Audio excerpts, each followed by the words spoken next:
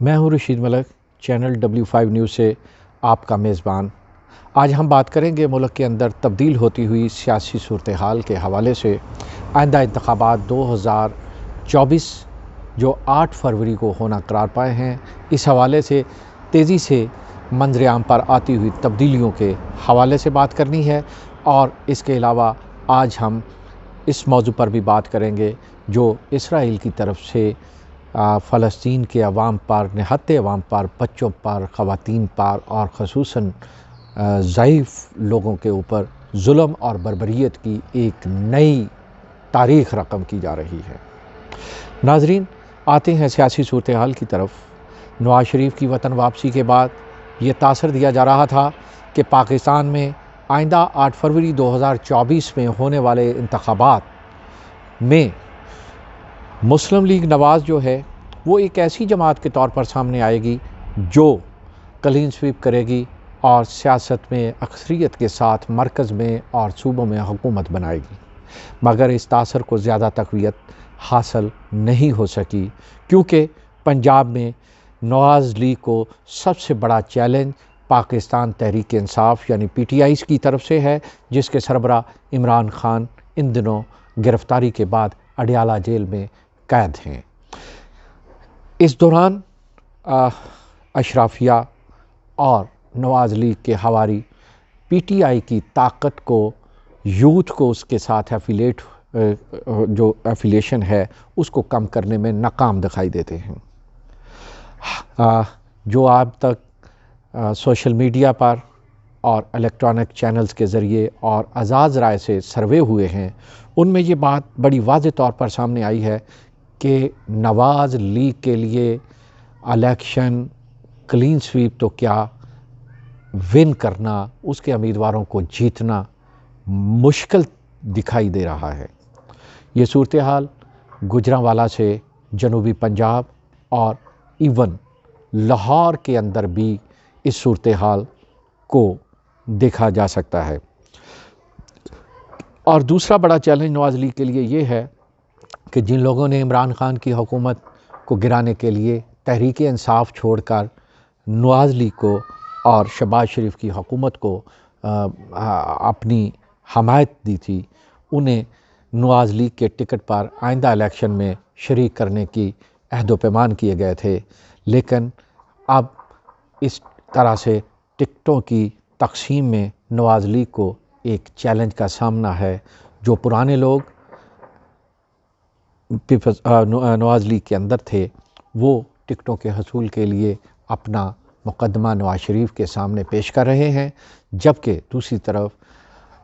عمران خان کا ساتھ چھوڑنے والے لوگوں کی اچھی خاصی تعداد بھی نواز لیگ سے ٹکٹ دینے کا تقاضا کر رہی ہے۔ اب دیکھتے ہیں کہ اس صورتحال سے نواز لیگ کس طرح سے نبرد آزما ہوتی ہے۔ لاہور میں سابق اسپیکر قومی اسمبلی ایاز صادق، رحیل اصغر اور کچھ دوسرے حلقوں میں ایسی ہی صورتحال کے پیش نظر نواز شریف کو ٹکٹوں کی تقسیم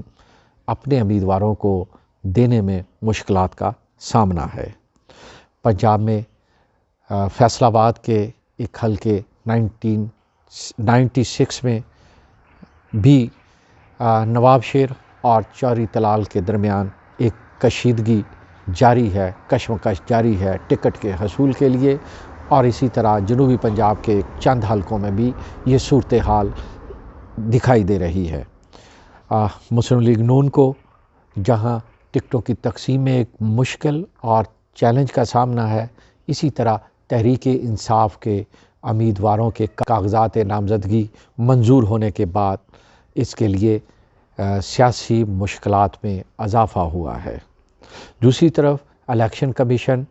ایک نئی صورتحال سے دوچار ہو چکا ہے کہ ایوان بالا یعنی سینٹ میں انتخابات کے التوا کی تحریک منظور ہونے کے بعد، قرارداد منظور ہونے کے بعد،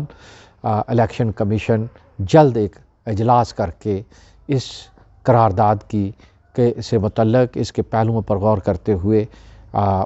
کوئی فیصلہ کرنے کی کوشش کرے گی، جو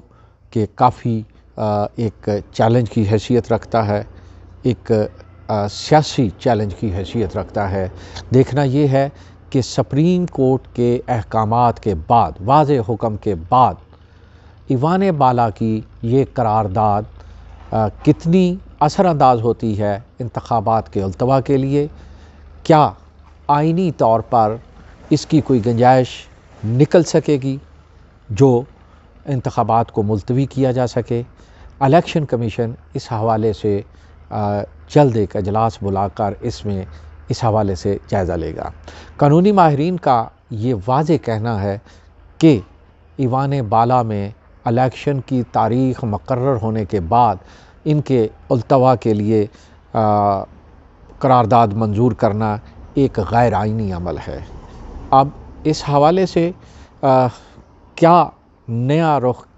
اختیار ہوگا یہ دیکھیں گے ہم آئندہ آنے والے چند دنوں کے بعد، لیکن اس کے ساتھ ساتھ ہم آپ کو اب